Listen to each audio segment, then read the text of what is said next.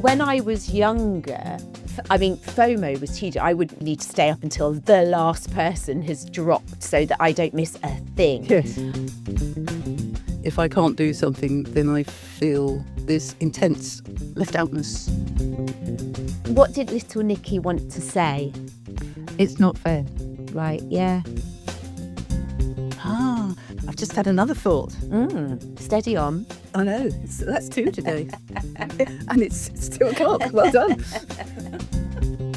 That scenario when you're on a breakout room and someone's got their camera off, you can't do that if you're in person. Just like put a cloth over your head. You just sit there with a piece of black paper. Well, I think that's a new low we've reached. Thank you for listening. Hi, Nicky. Hi, everyone. Thanks for joining us today. Hi, Carrie. Today, I think we might explore FOMO. Oh, okay. Fear of missing out. Yes. And I'm sure nobody listening has any idea what I'm talking about. It's a very common ADHD, exciting thing that we encounter. So, fairly recently, there was an event that I wanted to go to, and it was down in Brighton, and it was very much a fun event, and a lot of people from our chorus were going, and I was really looking forward to it. We were going to meet up for dinner first, and then go to this show, and it was singing based and blah, blah, blah. It was fantastic. Been in the diary for at least a couple of months. It was great. So I was really looking forward to it. And then the UK at least was beset by flu everywhere. Yeah. It was the worst flu for years. And obviously nobody wants flu, but with my health conditions and the new drugs I'm on and everything, I really, really, really, really didn't want to get flu. So I decided, after much wrangling, that Big Nicky had to make a big sensible decision using her frontal cortex that, okay, we're not going to go. This is me to my little board of members. We're not going. Let's just say that a lot of my board members or people on the bus that we've talked about in the past, my passengers, were very, very, very not happy about this. Right. And became quite vocal? Very vocal, yes. Ranging from what? Through to everything, basically. Pick any negative emotion and there they were. Did you have a passenger that was going, nobody will like you anymore? No, actually, interestingly. Oh, okay. No, unusually. Oh, there you go. They were off the bus. No, that's reserved for other exciting occasions. No, on this occasion, it was more about the missing out. Right, yeah. That connection. And okay, so it's on top of lots of things that I feel that I'm restricted in these days compared with how I used to live my life. And that's get your tiny violin out now. But it's true. I can't do a lot of things from this sort of thing through to not being able to sprint. Yes. I love sprinting, lungs bursting along a beach. That's one of my favourite things to do, or has been. And I can't do that one way or another. And it's... So then my brain says, oh, but think of all the things you can do, like going singing. And yes, I know. But that doesn't mean that the one who wants to sprint along the beach is pacified. It's funny, as the runner between us, I hate sprinting. Oh. No, I love it. I absolutely adore that lung bursting, oh my God, I'm going to die feeling, because my body is working at its maximum. Yeah, no. Isn't it funny? So some people will be resonating with you, probably many. See, I hate jogging. I hate it. Yeah. I don't jog. I'm sorry. Running. I beg your pardon. I'm not a jogger. Let's just be really clear. Hush my mouth. So let me just think, what is the approved word? Running? Just running? Anything else? Running. Else? Are we allowed Yes. to call it? No, running's fine, but jogging makes me go, Oh, you see, I'm hunting around for other words now. No, I think that's it. Oh, it's probably more plodding. Oh, is plodding better than jogging? Yes. So is plodding what you do at the end of an ultramarathon? Jogging sounds casual. Oh, I see. And there's nothing casual. I'm just joking here. I don't, but it's one of those things that often when you say to a runner, are you going for a jog? They're like, whoa there. Oh, no, I know. It's much more serious. I do understand. So, sorry, I interrupted you there, surprisingly enough. Surely enough. It's all part of the conversation. So that's the background. And along came this particular event. And I agreed that, or suggested actually, that my wife went, that Lib went. because, just because I can't go doesn't mean she can't. Of Mm. course, there is always the possibility that she would catch something, bring it home for me. Yes. But you got to live your life. Yeah. And I didn't think that was fair. So off she toddled and I sat at home and I managed to find something that was interesting and I watched it. And I wasn't sitting here feeling, as we'd say in my family, too newly. Newly meaning nooled, as in sitting in the corner and sniffing. And Okay. that's newly. Okay, so I Yeah. wasn't feeling too newly. I was all right. She came home brandishing the lovely programme Yeah. and saying what a lovely evening it was, which is fair. And, I wouldn't want her not to share it. But of course, that then. So that brought up all sorts of things. I felt slightly holy, as in I felt good about being able to say, no, you go, that's fine. But there was also I don't know, apparently it's a 10-year-old, my little 10-year-old saying, I wanted to go, oh, can't I go? Hmm. And also because my father it felt like a habit. To be fair to him, it probably wasn't, but it felt like a habit of promising, oh, we'll go to the zoo or something on Saturday, and then Saturday came and we didn't go, kind of thing. Yeah. So there's that disappointment. And I am very, very good at dealing with my emotions generally, but disappointment, I am completely rubbish with disappointment. It's kind of like, I don't know if I've said it on here before, it's like, it's like trying to wrestle blancmange or jelly. It's just, you can't get hold of it, disappointment. It's not like anger or frustration or guilt even. They're strong emotions. It's a sort of seeping emotion, isn't like, it? oh God, what was that awful film from about 1956? It's The Blob, where things kind of go. Yes, And, yeah, it is. It just permeates like a fog, doesn't it? Rather than, like you say, anger, which is strong and you can feel it and express powerful, and yes. it just sits there and blobs, doesn't it? And it's not even as strong as sadness. It's on the way to sadness, No. but disappointment, as I say, I self-confessed, I've always been rubbish at dealing with disappointment. Yeah. I'm slightly less rubbish than I used to be with all the work, but it's still, and it kind of hovers in the background. Not even menacingly, it's just there. Anyway, so I was disappointed that night. I was disappointed when I made the decision. And I did give myself a pat on the back for making the decision because it was a sensible decision. Yeah. And well done, Big Nick. Well done.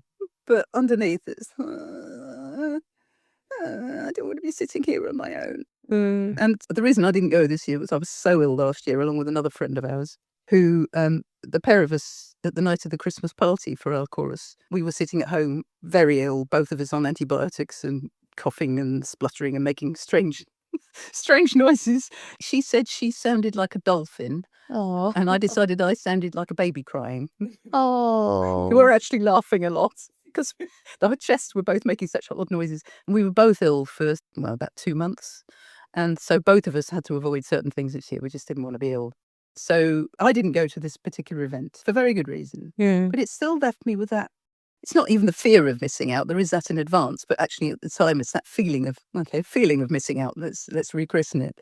And I suppose if we go into the analytical side of things, when I was a child, if you're a regular listener, you'll know that I moved school a lot. And I had interesting experiences at school, as we all do.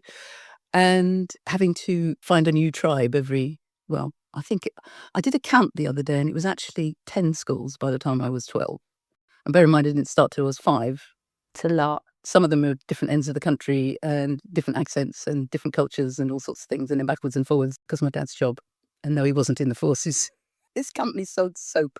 The headquarters was in the north of the country and we lived in the south quite a lot of the time. So we were up and down, 6 months here, 8 months there. And it messed up my schooling somewhat, but it made me very, very, very conscious of friendship. And I invest a lot in my friendships because they're so important to me, because they were, if you like, taken away from me as a child.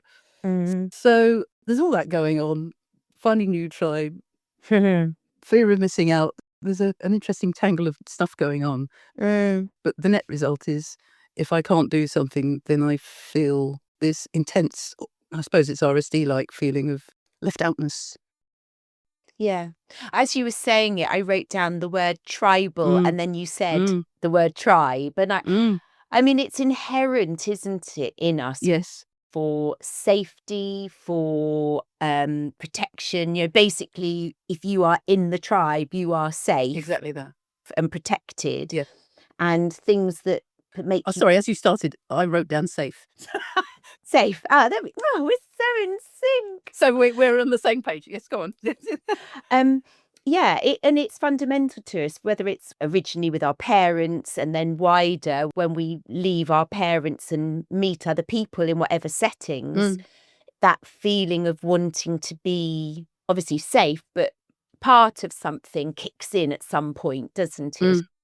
I don't necessarily think as toddlers, 2 and 3-year-olds, they go through a stage where they will play alongside other people. They're not looking for the connection necessarily. But yes, as a young person and as a teen and all the rest of it, it's really important. And perceiving that you're outside of that is a threat to self. So on a really deep, profound level, that feeling that you're experiencing, I guess, makes sense within that context. That whilst your rational self can say, well, I just missed a night out, I'm okay.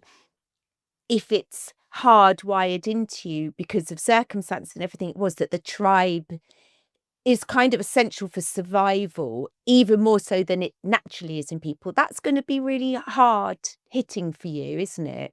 I think I've written 2 words. I've written included, as in not feeling included. Feeling included, massive for me. Absolutely massive. And our good old friend, connection.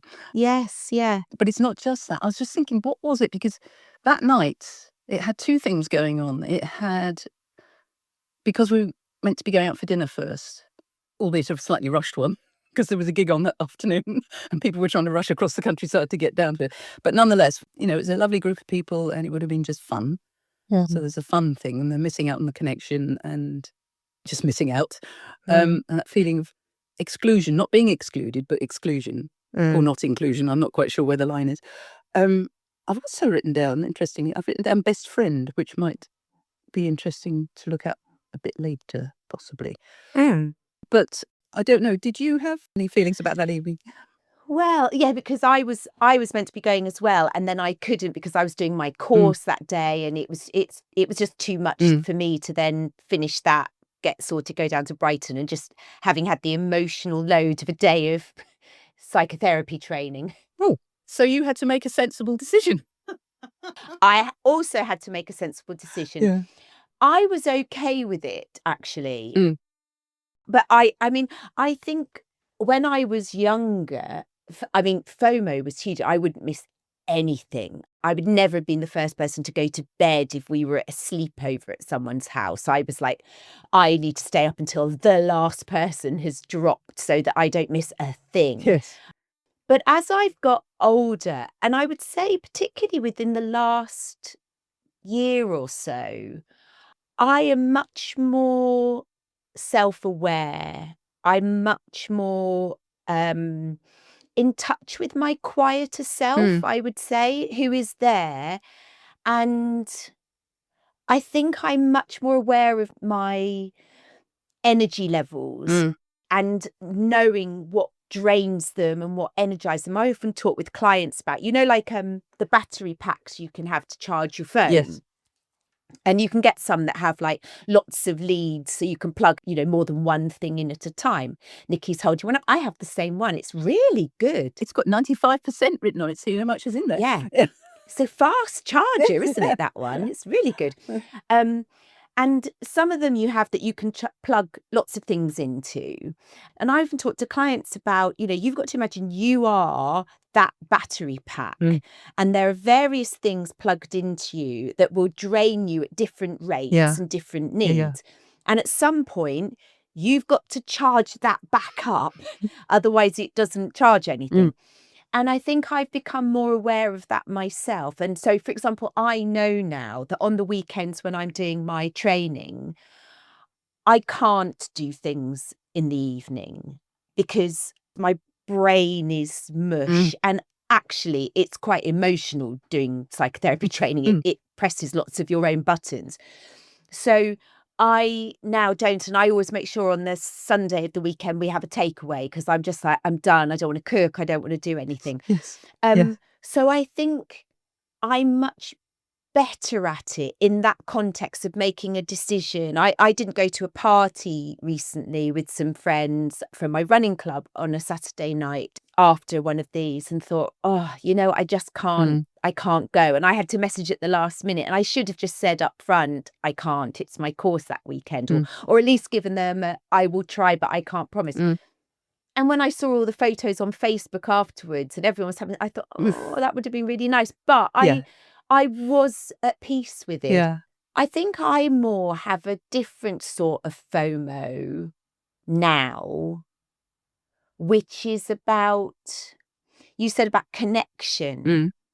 So my FOMO is more related to, and I've been really aware of this recently, when I feel that someone isn't meeting me, as in where I am, if I'm trying to sort of emotionally connect to somebody and they are just a complete, no, you can't come through this. That is very difficult for me. Maybe in the same way as you, that sort of being part of the tribe, it brings something up for me and I feel this disconnect, and that's to me is like that FOMO feeling. I'm missing something because I haven't connected with this person. Yeah, I totally get that. That resonates, and I share that. And any other phrase that you can think of that means that. Yeah. Oh, that takes me back to the best friend thing, actually. A nice little segue. Thank you. Lovely. Yeah, I think all my life, I suppose, since I was about 7, I've had a best friend. And my first one was Susan when I was 7, and then we moved. And then my next one was Penny, and she was the one that I had to leave when I was 11 and a half and my parents moved. And so we all moved. And that was the hardest, actually, of all of them. That was the hardest. Because as I said to you before, we both managed to pass our 11 plus out of us, the whole class. We were the only two. It wasn't a great school. And we got to secondary school together, and it was all lovely and it was all great. And phew, what a relief that was. And then 6 months into the school year, I'm told that I'm going to be moving to the moon. So that wasn't fun. And then my best friend was Caroline, and she joined on the same day that I did in the second year, beginning of the second year of grammar school. And so we sort of teamed up because we were the two who were left, if you like. Newbies. Yeah. And we were best mates until sixth form. And then my other friend who lives in Switzerland came along, and she's probably listening. Hiya. Hello, my darling. And we've been best friends ever since, which is amazing when you think that she's lived in Switzerland since she was early 20s. We're pretty much the same age, although I'm younger. Slightly. Same year.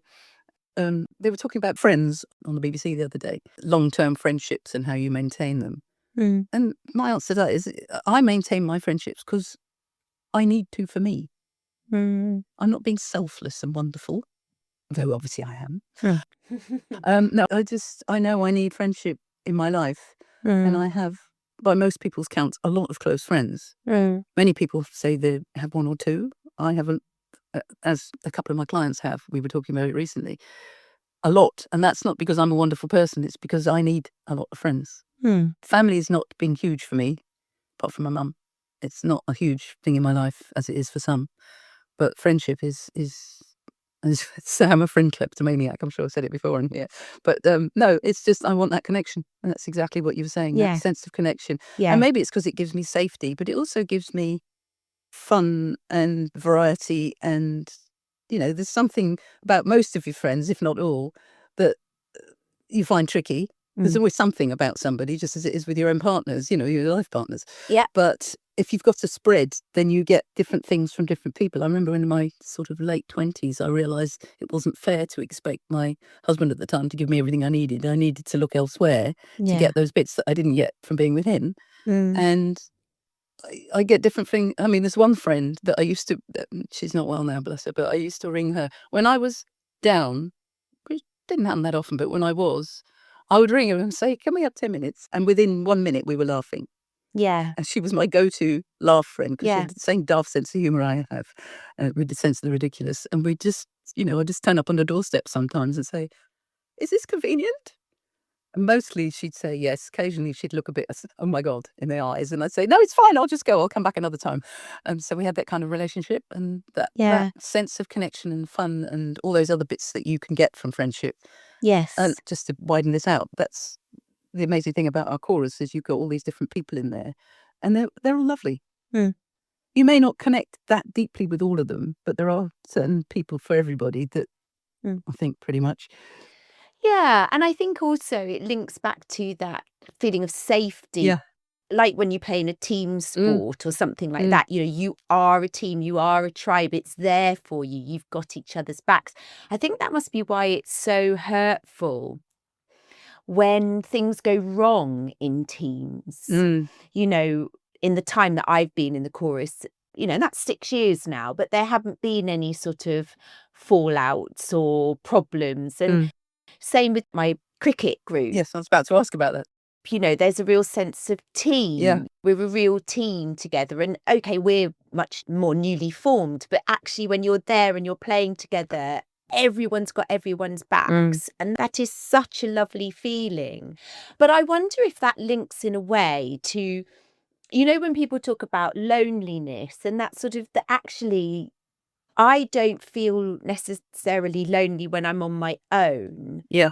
The most lonely I ever feel is when I'm in a group but don't have connection. Yes. That is really lonely. Exactly, yes. Yes. So I can potter about quite happily on my own. Yeah. But if I get that sense you were talking about earlier of a break in the connection with somebody I thought I was connected with or to, that is painful. And it is RSD like. It's almost like a rejection. Yes. It feels like. And let's face it, there could be any number of reasons about what's going on in that person's life or mind or whatever it is. Yeah. But it's that sort of wobbly, if we're on a coaching session, I get my wobble board out that I showed people.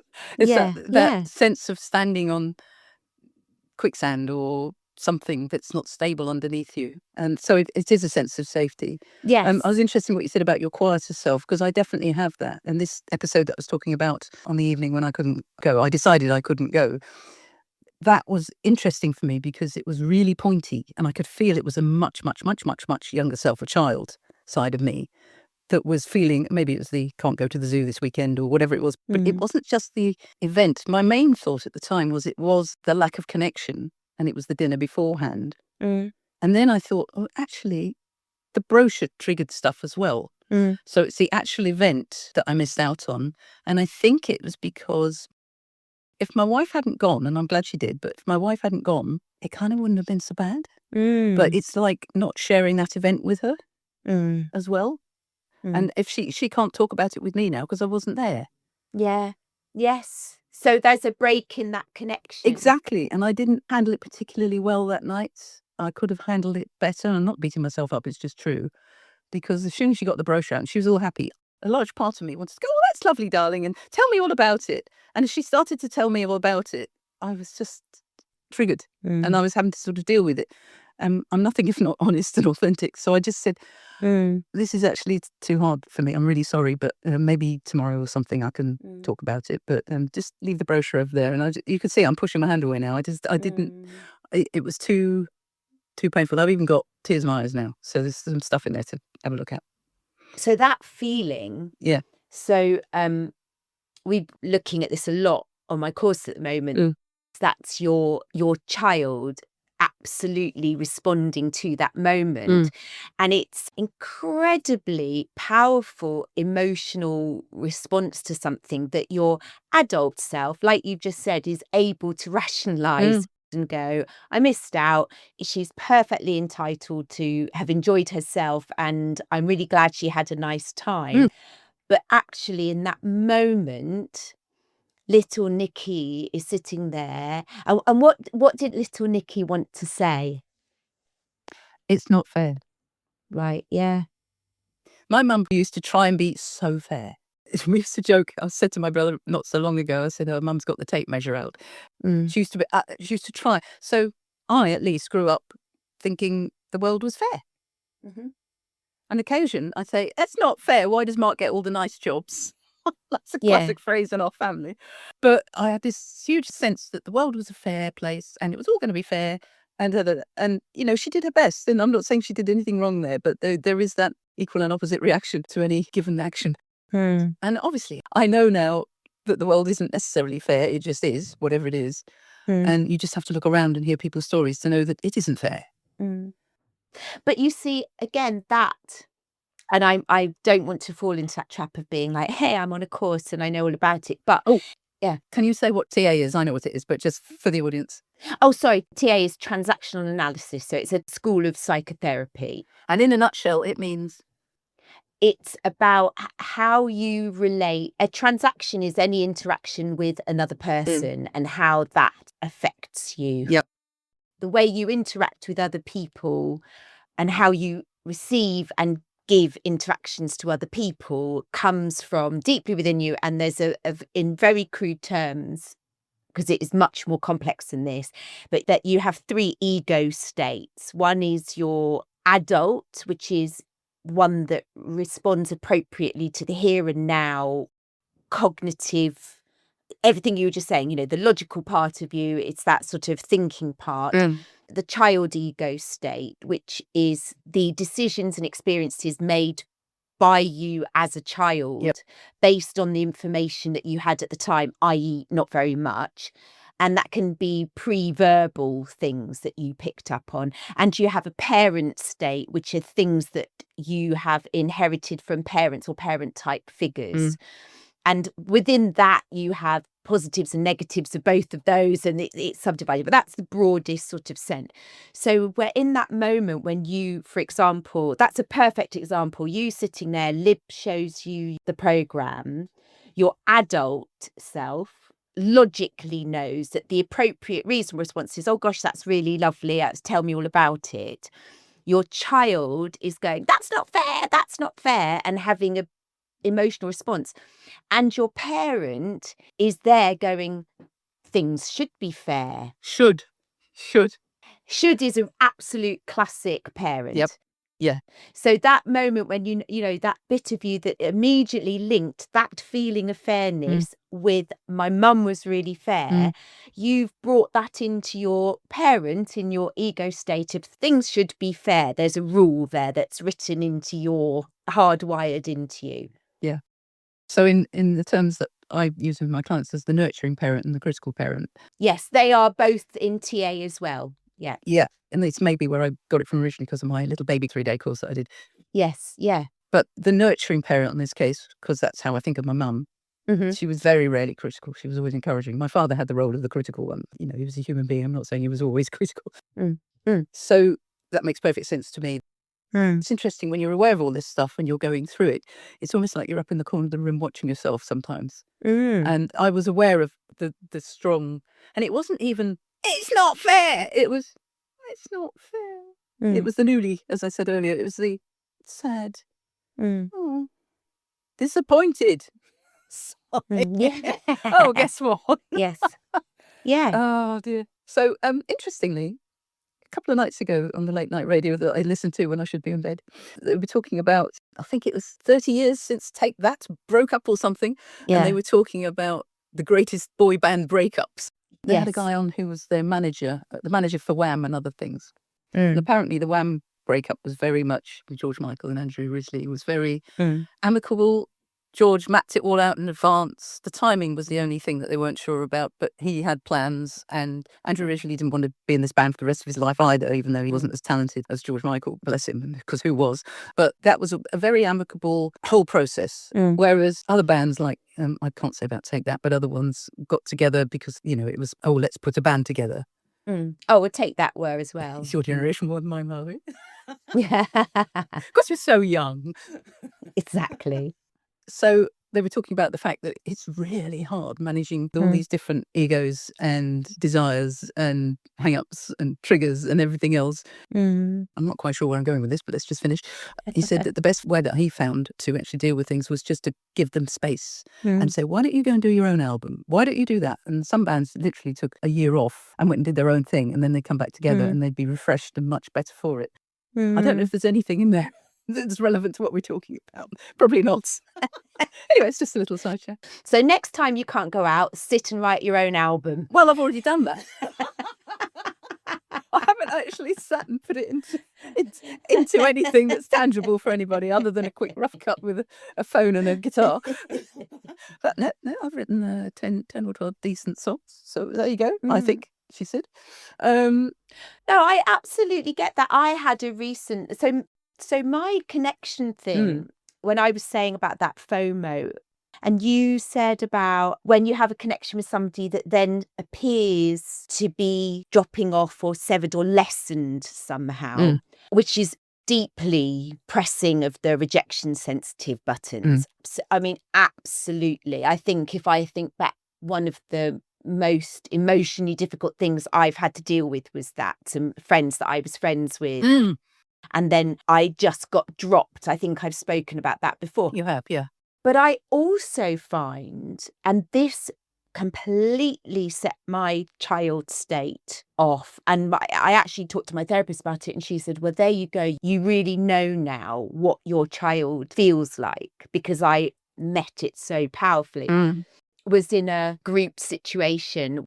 And ultimately, it was about the fact that there was somebody in this group who I felt was very much setting themselves outside of the group. They weren't joining in with the group.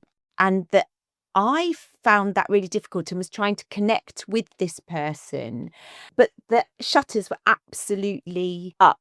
They were just, they didn't want to connect. And I found it really, really difficult to deal with. Can I just ask a question? Was that she didn't want to connect with the whole group or you?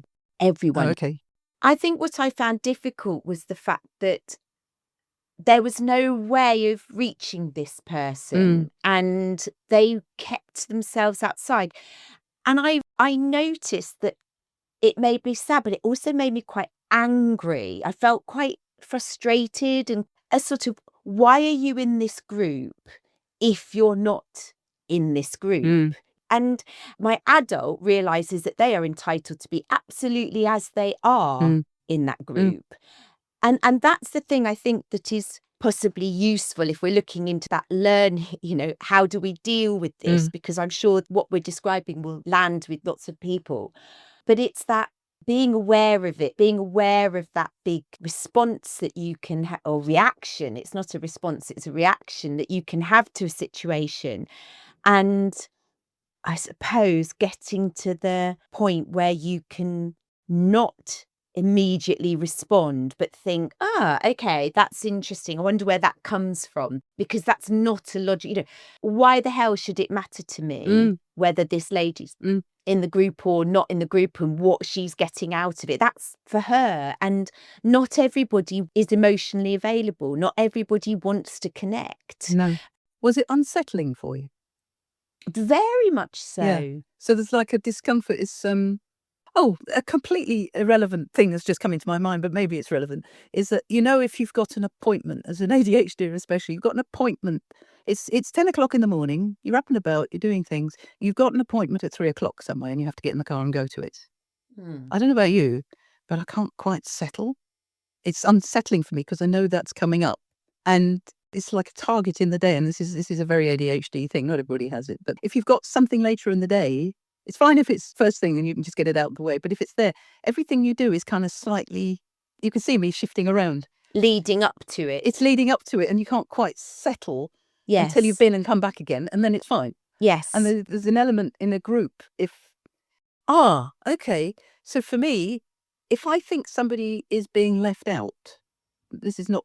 It's different. It's totally different. Totally different. Yeah. That's what I'm saying. There's a distinction here. I want to include them because I know what it's like to be left out, and it's horrid. Yes, same. And I empathise and I project and I do all those things, and they might be absolutely fine. You don't know. But if I get any hint that they're feeling left out, I will try and pull them in. So if I'm in some sort of course, perish the thought I should be on a course. No, if I'm in some sort of course online and you go into a breakout room and there are 4 of you or 5 of you in a group, I've learnt to get over myself and to say, shall I keep a check on the time? We need to facilitate. Does anybody want to do it? If not, I'll do it. And usually people say, oh, they're grateful. So I say, okay, Helen or Mark or whoever happens to be on there. And one of the reasons I do that, and I've kind of only just realised this actually, one of the reasons I do that is because I don't want anybody to be left out. And generally, if you get 4 or 5 people There's somebody who wants to speak. There's somebody who will speak. There's somebody who will wait their turn and speak afterwards. And then there's somebody who doesn't really want to speak, but they will if they have to. Or occasionally there's somebody who doesn't want to speak at all and they just leave their camera off and everything off and they don't get involved. Is that okay? So I've just thought of that scenario and I can see, I don't know, 6 people on a Zoom call and somebody's got their camera off and it's just their name on there, their first name, and there's no sound or anything. I got a slight hint, not anger, but this irritation about that. Yeah. Because why would you? So I Yeah. think I've just found a bridge to what you were just talking about. Yes. Yeah. It's that, why are you here? Why are you in this? I want to connect with you and I can't. And also they're not contributing. And it stops me connecting with the group. Yes. That we're therefore not a group. The chain is broken somehow. The circle is broken. Is there something, and I don't know if it is, and it sort of ties everything that we just said together. Is there some value about we can't have a group without you because that would be unfair and cruel and nasty? For me, there is. Even if they don't want to be participating in the group, there's part of me is triggered. Yes. And that's where it's difficult. Yes. And because I was going to ask you that, that I want to make sure everyone's included. I don't want to make anyone left out. Yeah. Because we want that connection and we want that fairness and everything else. But what if that person that you're desperately trying to include is just like, I don't want to be in this group. I'm happy to watch the group. I don't want to be included. I don't want to speak. I don't want to share. They have every right to take that position. Completely. So the interesting for me, because you just said you desperately want them to be. I don't desperately want them to be. So I found that night I was talking about to start with really tricky, whereas you've said you have those quieter spaces. And to be fair, a lot of the time I do too, but certain things do trigger me. And that was like the perfect recipe for me to have a trigger because it had everything in it. Yeah, absolutely. Yeah. And also the year before when I couldn't do things at all. Actually, that was easier because I was ill and I couldn't go and do things. Yes. This year I could go, yes. but I had to decide not to and be sensible. Yeah. But no, this situation wouldn't trigger me. I don't mind if they don't connect. There was a hint of it with the image I had of the Zoom call, but I don't mind if they don't connect. And if they obviously are happy and comfortable not joining in, I'm just thinking, I think I'm all right with that. One of my ex-partners was very much in that sphere, didn't like joining in with stuff. In fact, 2 of them. And I used to find that tricky, but I'd think, okay, well, if they don't want to come and dance on the dance floor and be a complete lunatic like me, well, okay, that's fine. I understand that. As long as they're okay, and I'll check in with them. And as long as I felt they were okay, it was kind of okay. It's if I felt they were feeling left out, then I'd want to include them. I think it's a slight distinction, but I do get what you said because I can see that Zoom call. Mind you, on a Zoom call, when you're doing a course, I think it is up to everybody to contribute because you're in a breakout room for a reason. Yes. And I think there is a responsibility to everybody to, is it a responsibility? Something in that direction anyway, the responsibility of sorts, to contribute to the little group of 4 or 5 of you. And it's not like there are 35 and it doesn't really matter. If there's 4 or 5 and you've deliberately been put in a group to discuss whatever it is they've asked you to discuss, I think it's not quite dereliction of duty, but it's that's a bit strong. I think that's the thing. I wonder if Zoom has had because it is interesting what you're saying about group dynamics and, on my course, I don't want to keep saying that, but on my course, one of the things you study is group dynamics, and you have a whole thing called group process where you sit as a group and you literally understand the process that is going on between you and the dynamic, and it's to help train you for when you are a therapist and dynamics are brought into the room and how it's noticing how you respond and how you feel and all of those sorts of things. Why was I saying that on the course? Oh yeah, Zoom. And I wonder if that's changed it, because obviously if that scenario when you're on a breakout room and someone's got their camera off, you can't do that if you're in person. Just like put a cloth over your head. You just sit there with a piece of black paper. And you can just peep round the corner every now and again. Yeah. No, hang on. It'd be even better. You could have your name on it in white. Carrie. Yes. Well, obviously I would be camera off and everything else, but yeah, but and we all have those moments when you think, oh, I haven't got the energy to contribute, and you have to adjust, don't you, to being in those sorts of scenarios. Yes. Or you're there in your pajamas. Yes. But actually, when you're dynamically and energetically in a room together, first of all, I think you can feel, and this might be an ADHD thing, I feel the energy of people. Yes, totally. And so I can tell that there are people who, when you do things in person, who are quiet, who don't contribute, don't want to. But there is a real difference between somebody who is happily quiet. Like, I am a very contented listener. And if I want to say something, I will, but I'm also equally happy to let other people talk. There is a difference between that energetically and somebody sitting in exactly the same state, not saying anything, who is bristly, doesn't want to be there, and you get that vibe of them. Yeah. Is it like stonewalling? Yes. But you can't necessarily tell that on Zoom. No. Well, you can. If you can't see them, if Yeah. they've got their black paper up with their name on Then it, you can't. No. But you can only tell that through an interaction with them. So, like, I believe that you can tell people's energy through an online session, you know. Oh, totally. Totally. Yeah. But that comes through communication and some sort of give and take interaction. Something to work with. Yes. But if you are in that situation with somebody who isn't contributing, isn't saying anything, isn't looking engaged, even if they've got their camera on, and then you try and include them and you're stonewalled, it's very difficult to overcome that. That's when you can't energetically tell what's going on for that person because the energy has this cut-off point, doesn't it? Well, there isn't any. Yeah. Oh, not positive. Do you know, I just had, our wonderful ADHD minds go off at tangents. Well, I've just had a thought, which is actually quite a strong feeling, and I think it might be allied. Have you ever played a game with somebody, whether it's a board game or, I don't know, just hitting a ball around the garden, and there's 2 or 3 of you doing it, and somebody comes to play and they don't really play or they don't take it seriously, or it's like, and they don't really care, and it's all there. And I find it really unsettling. Yes. And I can't then be in the game myself because I'm being pulled or distracted by their lack of interest, engagement. That is exactly what I'm describing. Yes. So it wasn't a weird tangent. No. Thank you, brain. And that, to me, is that other version of FOMO. Because in that scenario you're describing, you are missing out on a connection with that person, but you are also missing out on the enjoyment of the game because somehow they are energetically draining that from you, or whatever it is they're doing. There's this sort of black hole in your enjoyment of it. So you are missing out somehow. I've just had another thought. Steady on. I know. That's 2 today. And it's 2 o'clock. Well done. Where was I going? So at chorus, in our singing chorus, we have this thing where we make 2 circles, and the inner circle faces out and the outer circle faces in, and you're opposite somebody, because there's now about 40 of us, and you're opposite someone and you have to sing to them from about 4 feet away and look in their eyes and perform this song. And they're quite often love songs. And they're performing back to you. And then our director says, change, and then you move on to the next person.